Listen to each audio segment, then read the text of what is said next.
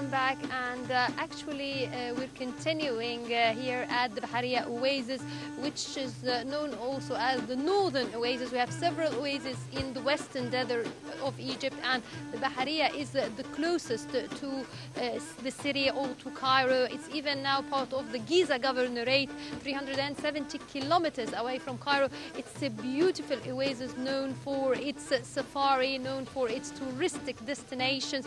It's also known for its sulfur springs as well.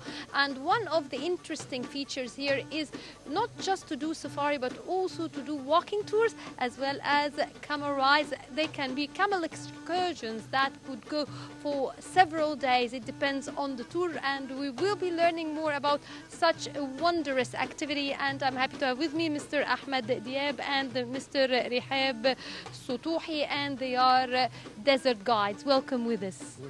Yes, thank you very much for being with us today on Nile Cruise. If we can start by asking, what is the Camel Safari and what is the walking safari? What's the difference between them? The Camel Safari, we use the camel, and the camel, it's as we know, it's a sheep of the desert. Yes. We use the camel with in the truck and these things. But the walking tours, it's something else than camel, because we walk in the desert and but it is a shorter distance, right? Yeah. To Yes. be walking. It's much harder than having a camel. Yes, but the camel it's good also. But Yes. walking, it's there is people like camel, and there is people they want to walk, and because walking they enjoy more better also, because they see different things in the way, in the truck, in the desert, because we are not walking the street or we have truck or something like this. No, we try to move to a different kind of place. Yes. Now, Mr. Rehab, I'd like to know when did you become a desert guide or a safari, and as well, of course, a camel ride guide? Sorry, When, like, how many years now you've been doing this job? Yeah, I do this job since now 20 years. 20 years, that's a lot. Yeah, and I know how to organize for walking tours, and the whole day I make programs, you know, from morning until sunset. What can I do, and to show the people my desert, and Yes. yeah. Yes, the Camel Safari is also about relaxation. It's not just about going from one point to the other, or as you said, you take different paths every day. It is actually new, to be exciting for the tourists as well. Yes, because this is something special. Not, most of the people like it because we only drive with a camel between 10 to 15 kilo in a day. Then we are not walking street on. No, we are walking and stop and move and stop and these things. And if we find places, we stop and we start look around about how nice the view, how sand, and the fossils and the flower stones and the crystal mountain. We have a lot of things to take a break and way to see it. And even because the person, he doesn't be so tired if he continue with the camels. Yes. Now, I'm curious about the numbers. Like, first, if you're walking, the maximum size of a group, and if you're having a group, how many guides do you need? How many guides? There will be only one guide. One? And the guide... Would there people to serve and help? Yes, that is because we have the guide. He speaks English and he speaks the language of the the people. The peoples. And we have a staff for cooking and staff for building the tent and people who drive with the cars. So what are the maximum numbers if you're walking and if you're riding a camel? Walking, it's something. It's good for health. First things to move to because the walking in the desert, it's more better than you are walking in the city or running or something like this, because there is people run in the morning and these things. But this is with silence and with you don't find any cars around you, no trucks, nothing at all. Only the things who is in the desert. And it's good for the muscles and for moving and healthy. Yes, Yes. like, but I mean, do you have a maximum number? Like, are they, can be the 2, 3, 4, 5, 10, 20? It's How many people You can mean you have you mean on- the group? The group, yes. the group. The group is from 10, 15 person maximum. It's better, you yeah. know, because you can control and them. Not mean control, but you can Take care of them. take care of them. Yes. Now, if you're doing a walking tour, would it have the same number of people like if you're putting people on camels, or different Yeah, numbers? it's the same also. Same? Yeah, 10, 15 15. person, you know, Yes. because you have to carry things and for the camel, and you show them and you have to explain to them. And when the group is small, better than you have a big groups, you know. I think it's much better and more fun for the people also. Yes, Yeah. if you can describe us a day of the walking safari, how would it begin and how would it end? What is the program for the walking safari here in Al-Wahat Al-Bahariya? Yeah, walking safari, in the morning you have breakfast, and after breakfast you walk like 3 hours, and then you make stop for lunchtime. We stop at 12 o'clock, so you need 1 hour to prepare the food. And then after lunch you have also 1 hour to have break, you know, people can have siesta, sleeping in the shadow. And then after this you drink something, and then we continue walk again until before 1 hour before sunset. We also make a break. We look for the camping area to put the tent, and we put a wind break because of we have sandstorm, or Yes. so you can have like small rooms. We build it, not real room, but we have something. We make it easy to put it quickly, you know, it doesn't take time from you. And then we start to make fire. Then we cook in fire. So we make all in nature, you know.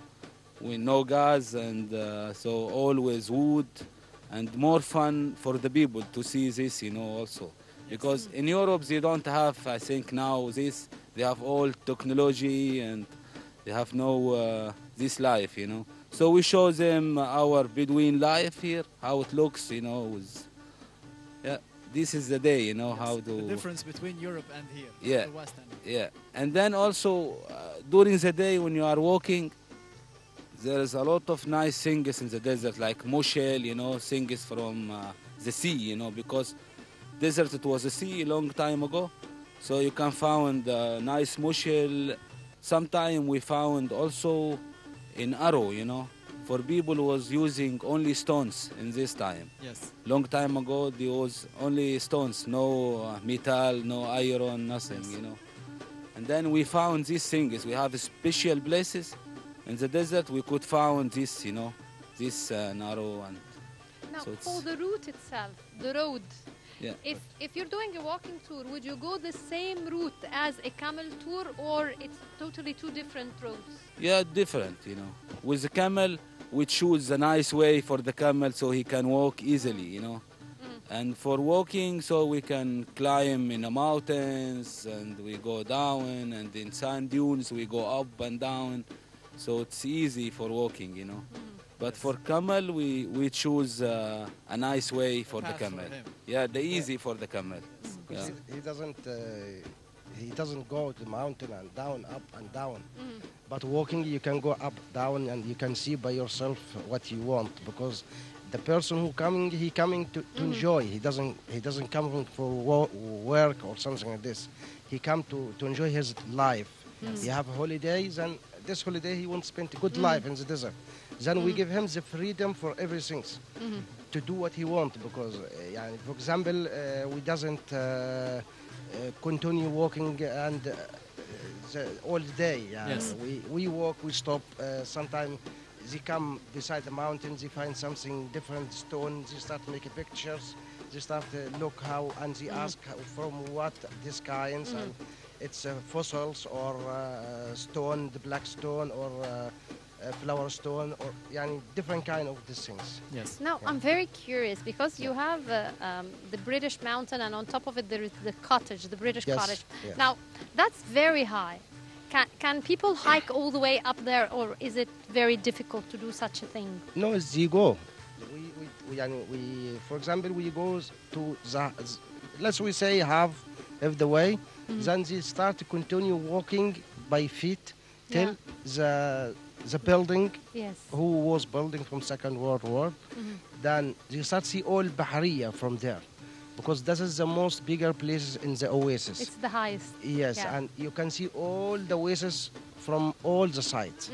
The palm tree, you see the way of Siwa, the way from Farafra, the way who come from Cairo. You can see all the oasis. Yeah, you are in the middle. This building in the middle In of the the middle. oasis. Yeah. Yes. So we now know the path of the walking safari. What about the camel safari? What is the program for it? When did it start, or how does it start, and when does it end?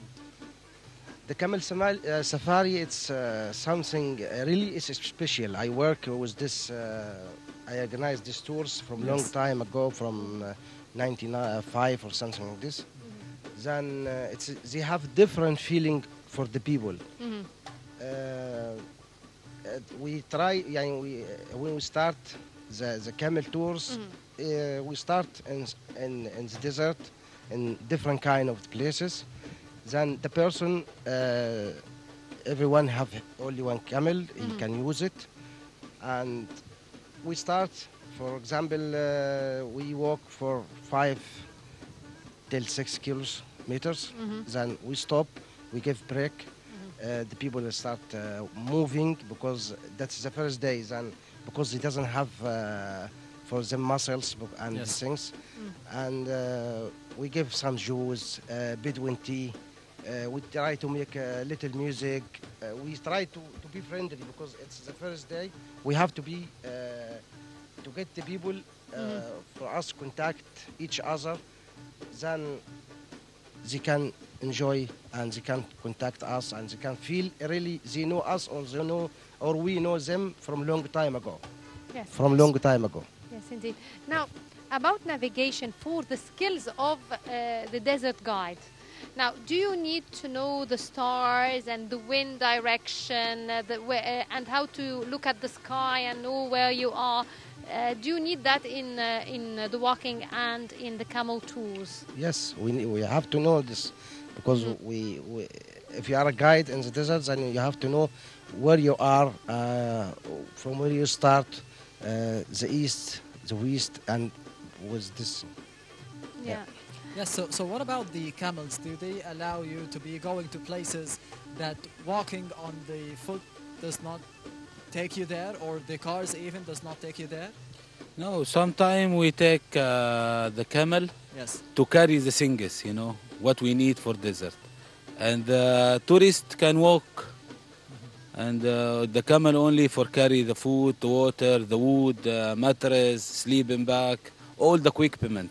Yes. And the people can walk and enjoy it. And some people, they prefer to ride the camel. Yeah, but not all, it depends of the guest, what they need. So it can be done this way and that way at the same time, to be riding the camel or walking. Yeah, fly it. in the same time, yes. Depends how they want. We give them the freedom to do what they want. Yes. Yeah.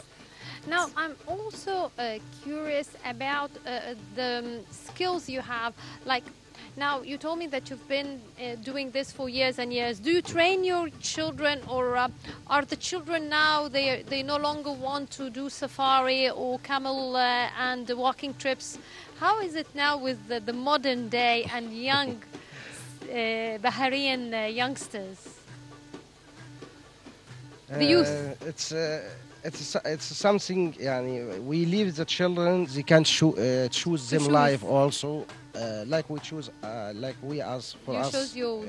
Way, yeah. Yeah, we grow up, give the we freedom. found this life, So what about your children?